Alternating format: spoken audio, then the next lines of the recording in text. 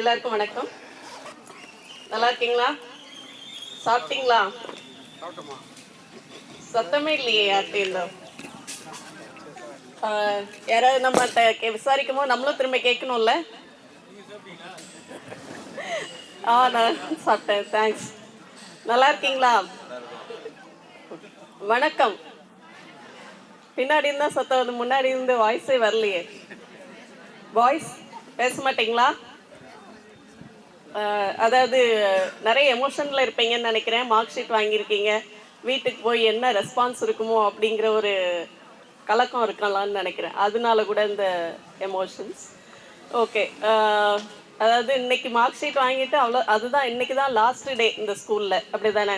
So இந்த நாளில் உங்களுக்கு இந்த மாதிரி இன்ஃபர்மேஷன்ஸ் கிடைக்கிறது வந்து யூ ஆர் வெரி லக்கி. மாவட்ட வேலைவாய்ப்பு அலுவலகத்துக்கு, அதாவது ஒரு 20 இயர்ஸ்க்கு முன்னாடி அந்த ஆஃபீஸ்க்கு போகிறது வந்து அவ்வளோ ஒரு பெரிய விஷயமா எல்லாருமே பார்த்தாங்க.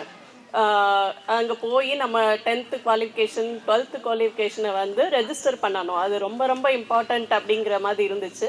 அப்போது அதுக்கு போகணுன்னா கிட்டத்தட்ட அந்த 10th மார்க் பப்ளிஷ் ஆன மார்க் ஷீட் வாங்கின அடுத்த நிமிஷமே வேலை அந்த வேலை தான். ஸோ வீட்டிலேருந்து பேரண்ட்ஸ் அந்த அளவுக்கு ஃபோர்ஸ் பண்ணுவாங்க, போய் பண்ணு அப்படின்ட்டு. அப்போது போய் நிற்கும் போது அந்த ஆஃபீஸோட கேட்டெல்லாம் க்ளோஸ் பண்ணிடுவாங்க. க்யூ பார்த்தீங்கன்னா இங்கேருந்து ஒரு 4-5 இதில் லைனில் போகும் க்யூ. ஒரு பேட்சாக தான் உள்ளே அனுப்புவாங்க. ஒரு 100 பேர் 50 பேர் அப்படி தான் அனுப்புவாங்க. எல்லோரும் அவ்வளோ லஞ்ச் எல்லாம் பேக் பண்ணி போய் நான்லாம் அப்படி தான் பண்ணியிருக்கேன் ரெஜிஸ்டர் பண்ணும் போது. ஆனால் இன்றைக்கி பார்த்தீங்கன்னா உங்களை தேடி அந்த அலுவலகமே வந்திருக்கு அப்படிங்கிறது எந்த அளவுக்கு டெவலப்மெண்ட் அப்படிங்கிறது பாருங்கள். ஸோ மாவட்ட வேலைவாய்ப்பு அலுவலகம் வந்து ஒரு வேலைவாய்ப்பை பற்றி அந்த வழங்குகிற எக்ஸ்சேஞ்ச், அதாவது எம்ப்ளாய்மெண்ட் எக்ஸ்சேஞ்ச் அப்படின்னு தான் சொல்லுவாங்க. அது பரிமாற்றம் மாதிரி தான். ஆனால் இப்போ வந்து அந்த ஆஃபீஸோட நேம் என்னன்னு பார்த்தீங்கன்னா employment district employment and carrier guidance centre. So இப்போ வந்து எல்லாமே எக்ஸாம் மூலமாக போகிற கிடைக்கிற வேலைவாய்ப்பு தான். தமிழ்நாடு கவர்மெண்ட்டில் வேலைவாய்ப்பு வேணும் அப்படின்னாக்கா டிஎன்பிஎஸ்சி எக்ஸாம் எழுதணும், கரெக்டாக? இப்போ அதை பற்றி தான் எக்ஸாம்பிளாக சொன்னாங்க. ஸோ இங்கே இருக்கிற 3 பேருமே பார்த்தீங்கன்னா அந்த எக்ஸாம் மூலமாக வந்தவங்க தான், டிஎன்பிஎஸ்சி எக்ஸாம் மூலமாக வந்தவங்க தான். ஸோ நான் என்ன போஸ்ட்டில் இருக்கேன் அப்படின்னா young professional. So 10th 12th அப்புறம் டிகிரி, அதுக்கப்புறம் ஒரு கவர்மெண்ட் எக்ஸாம் எழுதி வேலைக்கு வர்றது, இதுதான் டைரக்ட் வே அப்படிங்கிறது. சரியா? லைஃப்பில் எல்லாருக்கும் பார்க்குற அந்த ஸ்மூத்தான வே அப்படின்னா இதுதான். ஸோ அந்த பொசிஷனில் இருக்கிறவங்க இவங்க எல்லோரும். இன்றைக்கி நீங்கள் கூட ஒரு டிகிரி இருந்தது அப்படின்னா குரூப் 2 எக்ஸாம் எழுதி மேமோட பொசிஷனுக்கு போயிடலாம். குரூப் 4 எக்ஸாம் எழுதி 10th குவாலிஃபிகேஷன் தான் மினிமம். டிஎன்பிசி குரூப் 4 எக்ஸாம் எழுதுனா பிரதர் கார்த்திக்கோட பொசிஷனுக்கு போயிடலாம். குரூப் 1 எக்ஸாம் எல்லாம் டிகிரி குவாலிஃபிகேஷன் இருக்குது. குரூப் 1 எக்ஸாம் எழுதிட்டீங்க அப்படின்னா சாரோட பொசிஷனுக்கு வந்துடலாம். ஓகேயா?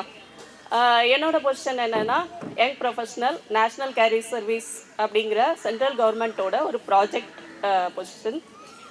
அது மூலமாக எங்களுக்கு சிட்டிங் பிளேஸ் வந்து எம்ப்ளாய்மெண்ட் ஆஃபீஸ். அந்த டிஸ்ட்ரிக்டில் இருக்கிற வேலைவாய்ப்பு தகவல்கள், அப்புறம் அங்கே இருக்கிறவங்க பப்ளிக்கு அவேர்னஸ் ப்ரொவைட் பண்ணுறது, இந்த மாதிரி சர்வீஸ் தான் எங்களோடது. ஸோ என்னோட பொசிஷனுக்கு வரணும் அப்படின்னா நான் எந்த அளவு கஷ்டப்பட்டிருக்கேன் அப்படின்னா எக்ஸ்பீரியன்ஸ் வேணும். சரியா? நான் இங்கே வந்து எந்த விஷயத்தை நான் இப்போ சொல்ல வரேன் அப்படின்னா கவர்மெண்ட் ஜாப்க்கும் ப்ரைவேட் ஜாப், அதாவது கவர்மெண்ட் அல்லாத பிற துறைகளில் போகிறதுக்கும் நீங்கள் எந்த அளவுக்கு எஃபர்ட் போடணும் அப்படிங்கிறது தான் நான் சொல்ல வரேன். கவர்மெண்ட் எக்ஸாம் மூலமாக போனீங்கன்னா அங்கே உங்களுக்கு எக்ஸ்பீரியன்ஸ் தேவையில்லை. இதை ஒத்துக்கிறீங்களா? அப்புறம் வேறு எந்த அந்த கோர்ஸ் முடிச்சிருக்கேன் இந்த கோர்ஸ் முடிச்சிருக்கேன் அப்படிங்கிற எதுவுமே உங்களுக்கு கட்டாயம் இல்லை. அந்த எக்ஸாமில் நீங்கள் அவங்க குறித்த மார்க்கு, அந்த கட் ஆஃப் மார்க் வாங்கியாச்சுன்னா போதும். மேடம் சொன்ன மாதிரி டைப் ரைட்டிங் அந்த மாதிரி ஸ்கில்ஸ் இருந்ததுன்னா போதும், உங்களோட ரேங்க்ஸ் வந்து மேலே வரும். கம்யூனிட்டி பேஸ்லையும் ரேங்க் மேலே வந்துடும். ஆனால் அது அல்லாத பிற துறைகளில் போகும்போது உங்களுக்கு நீங்கள் அந்த எந்த வேலைக்கு அப்ளை பண்ணுறீங்களோ அது ரிகார்டிங்காக உங்களுக்கு எக்ஸ்பீரியன்ஸ் இருக்கணும். ஸோ என்னோடய வேலைக்கு போகும்போது 5 வருஷத்துக்கு மேலே எக்ஸ்பீரியன்ஸ் இருக்கணும். அப்புறம் அங்கே நடக்கிற இன்டர்வியூவில் நான் பாஸ் பண்ணணும். அதில் 4 விதமான ஸ்டெப்ஸ் உண்டு. குரூப் டிஸ்கஷன், ஒரு டாபிக் கொடுத்தா அதை ஓப்பனாக பேச தெரியணும். அப்புறம் கம்ப்யூட்டர் ஸ்கில்ஸ் இருந்தது. ஸோ அதையும் பாஸ் பண்ணணும். இந்த மாதிரி பல நிலைகளை கடந்து தான் இந்த மாதிரி வேலைக்கு வர முடியும். சரியா? ஸோ அப்போது கவர்மெண்ட் வேலைக்கு போகிறது ஈஸியா, இந்த மாதிரி ஜாபுக்கு வர்றது ஈஸியா? நீங்கள் என்ன நினைக்கிறீங்க? ஏதாவது ஒரு யாராவது ஒருத்தர் பேர் சொல்லலாமே.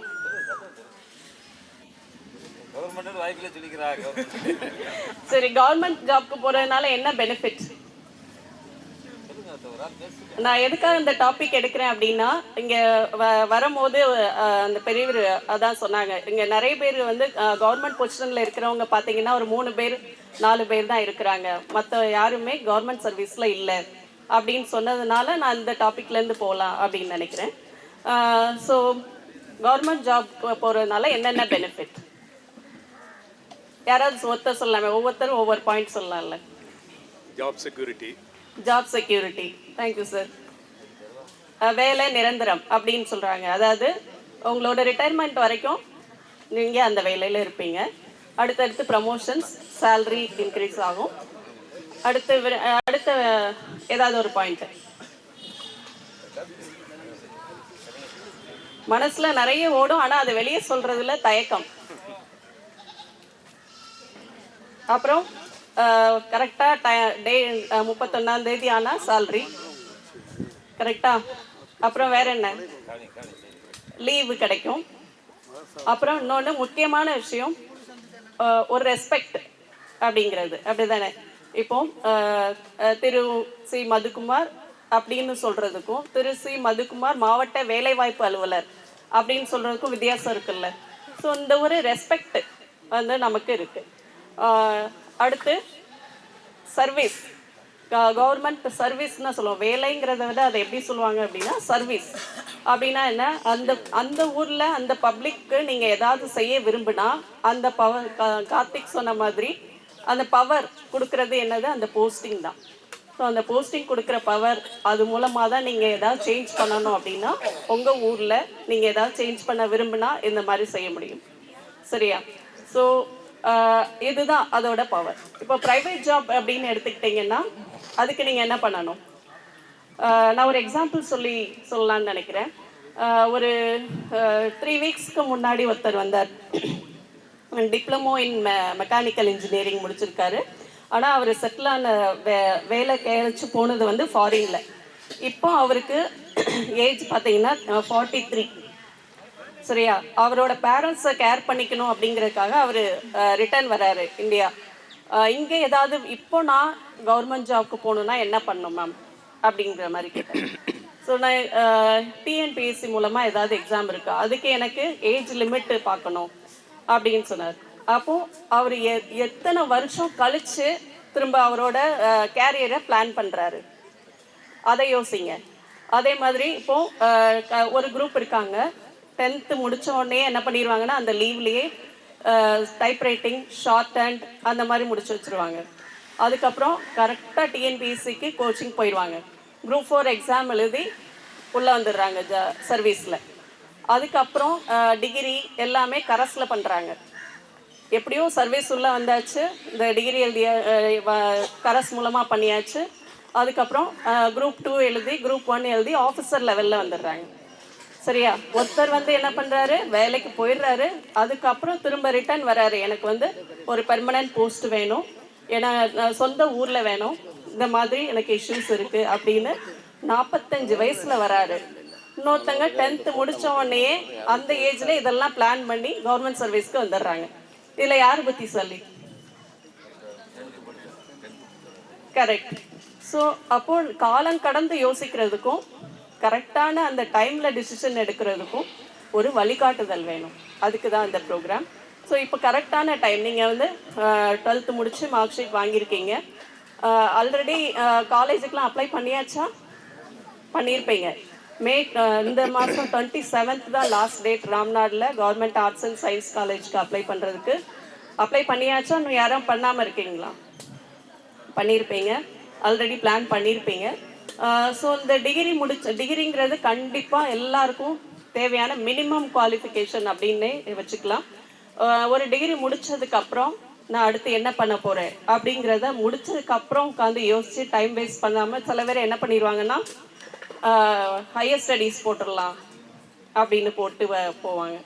சில பேர் என்ன பண்ணுவாங்கன்னா அதுக்கப்புறம் உட்காந்து 2-3 இயர்ஸ் ஏதாவது அகாடமியில் ஜாயின் பண்ணி உட்காந்து ப்ரிப்பேர் பண்ணிகிட்டு இருப்பாங்க கவர்மெண்ட் ஜாப்க்கு.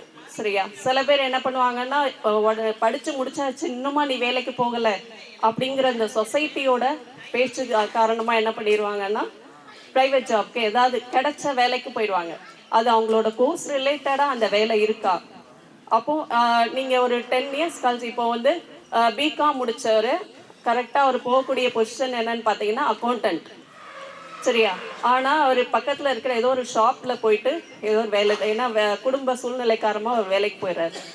அடுத்து 5-6 இயர்ஸ் கழித்து திரும்பவும் நான் அடுத்த வேலையை தேடணும் அப்படின்னா அப்போ பிகாம் முடித்த கேண்டிடேட் என்ன வேலையை தேடணும் அப்படின்னா அக்கௌண்டன்ட். அப்போ அக்கௌண்டன்ட்க்கு ஏற்ற எக்ஸ்பீரியன்ஸ் உங்ககிட்ட இருக்கா? இது வந்து ப்ரைவேட் ஜாப்ல நான் சொல்கிறேன். சரியா? எக்ஸ்பீரியன்ஸ் இருக்கா அப்படின்னா அங்கே இருக்காது, ஏன்னா அவர் ஸ்டார்டிங்லேயே வேற ஒரு ரூட்டில் போயாச்சு. ஸோ இதுதான் ப்ராப்ளம். இது வந்து எப்படி சரி பண்ணுறதுன்னா அதுக்கு தான் நாங்கள் இருக்கிறோம், கேரியர் கைடன்ஸ் சென்டர்.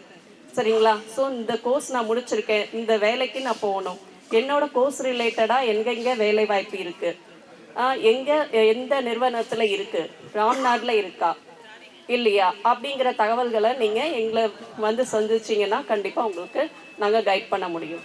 சரிங்களா? ஸோ இந்த மாதிரி கவர்மெண்ட்டோட சோர்ஸை நீங்கள் யூஸ் பண்ணிக்கணும். அது ஒன்று. இன்னொரு எக்ஸாம்பிளும் சொல்ல விரும்புகிறேன். ஒரு லாஸ்ட் வீக் ஒரு 2 கேர்ள்ஸ் வந்தாங்க. 2 பேருமே எம்எஸ்சி ஃபிசிக்ஸு, இன்னொரு பொண்ணு வந்து எம்எஸ்சி மேக்ஸ், அப்புறம் எம்எட்டும் வச்சுருக்காங்க. இப்போ என்ன பண்ணுறீங்க அப்படின்னா எதுவும் பண்ணலை, வீட்டில் சும்மா தான் மேம் இருக்கும். சரி, இப்போவாது உங்களுக்கு வேலை வேணுமா அப்படின்னாக்கா இப்போ வேலை தேடிட்டு இருக்கோம். என்ன தேடுறீங்க, என்ன வேலை தேடுறீங்க அப்படின்னா ஏதாவது ஒரு ஷாப்பில் ஏதாவது வேலை கிடைச்சா கூட போகும் அப்படின்றாங்க.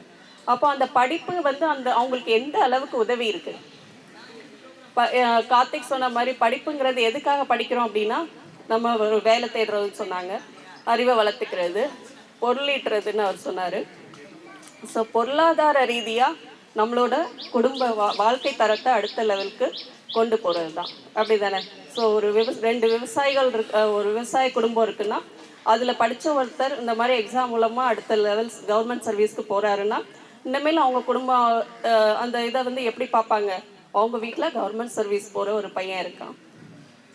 ஸோ அவங்களோட வாழ்க்கை தரத்தை உயர்த்துறது வந்து ஒரு எக்ஸாம்.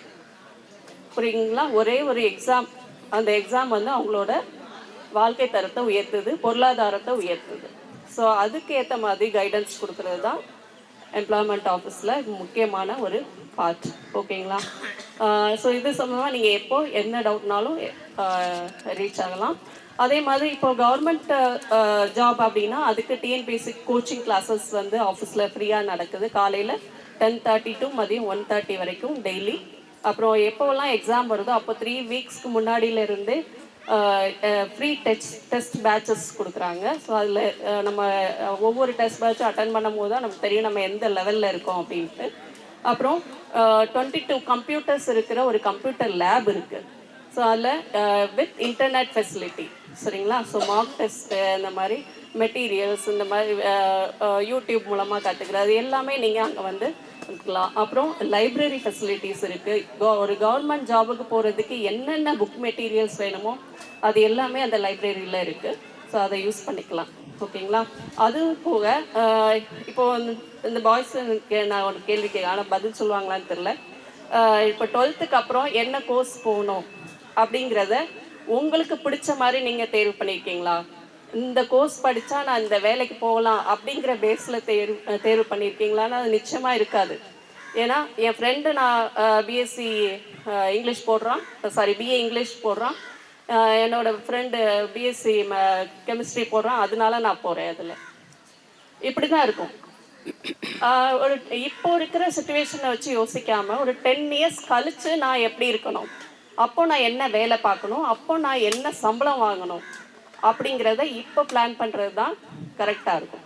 ஸோ அதனால ஃப்ரெண்டு என்ன பண்ணுறான், பக்கத்து வீட்டில் என்ன சொன்னாங்க, அந்த எங்கள் சித்தப்பா எங்கள் மாமாவோட பையன் இந்த கோர்ஸ் எடுத்தான், அவன் இங்கே வேலை பார்க்குறான் அப்படிங்கிறத வச்சு யோசிக்காமல் உங்களுக்கு எதில் இன்ட்ரெஸ்ட் இருக்குது, நீங்கள் என்ன ஜாபுக்கு போகணும், அதுக்கு எந்த கோர்ஸ் எடுத்தால் அந்த ஜாபுக்கு போகலாம் அப்படிங்கிறத நீங்கள் ஒரு அனலைஸ் பண்ணணும்.